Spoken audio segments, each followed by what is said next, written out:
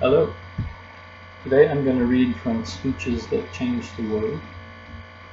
This is part of a speech by Vaclav Havel. He was Czech. He's a playwright. Um, he was uh,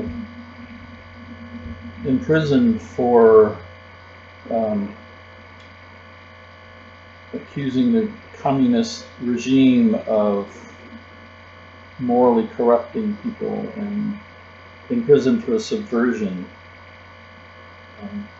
But he was a writer. He continued to write about civil rights and stuff. And then in December of 1989, he was elected president of Czechoslovakia, where they basically got rid of communism and they created a constitution. And anyway, this is a speech he gave in 1989. We live in a contaminated moral environment. We fell morally ill because we became used to saying something different from what we thought. We learned not to believe in anything, to ignore each other, to care only about ourselves. Concepts such as love, friendship, compassion, humility, or forgiveness lost their depth and dimension. And for many of us, they represented only psychological peculiarities, or they resembled gone-astray greetings from ancient times, a little ridiculous in the era of computers and spaceships. Only a few of us were able to cry out loud that the powers that should not be all-powerful, and that special farms which produce ecologically pure and top-quality food just for them, should send their produce to schools, children's homes, and hospitals if our agriculture was unable to offer them to all. The previous regime, armed with its arrogant and intolerant ideology, reduced man to a force of production and nature to a tool of production. In this, it attacked both their very substance and their mutual relationship.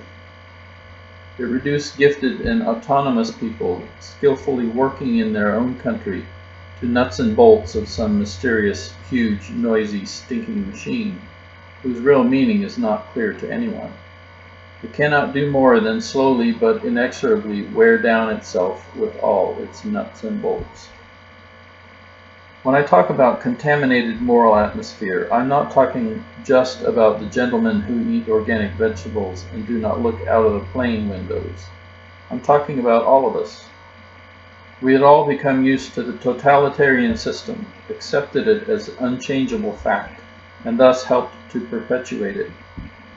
In other words, we are all, though naturally no different to differing extents, responsible for the operation of the totalitarian machinery. None of us is just its victim. We are also its co-creators. Why do I say this? It would be very unreasonable to understand the sad legacy of the last 40 years as something alien, which some distant relative bequeathed to us. On the contrary, we have to accept this legacy as a sin we committed against ourselves. If we accept it as such, we will understand that it is up to us all, and up to us only, to do something about it. We cannot blame the previous rulers for everything, not only because it would be untrue, but because it would also blunt the duty that each of us faces today, namely, the obligation to act independently, freely, reasonably, and quickly. Let us not be mistaken. The best government in the world, the best parliament, the best president cannot achieve much on their own, and it would also be wrong to expect a general remedy from them only. Freedom and democracy include participation and therefore responsibility from us all. If we realize this, then all the horrors that the new Czechoslovak democracy inherited will cease to appear so terrible.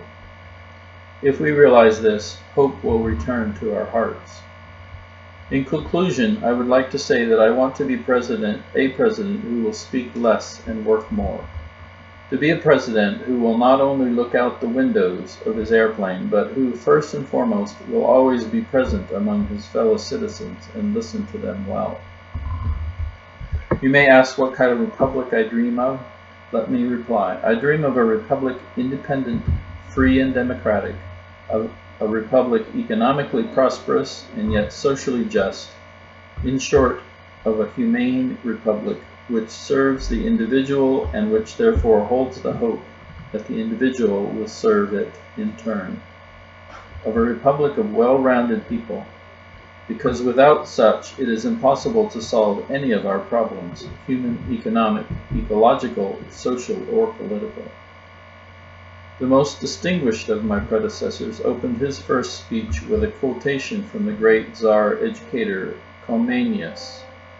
Allow me to round off my first speech with my own paraphrase of the same statement. People, your government has returned to you.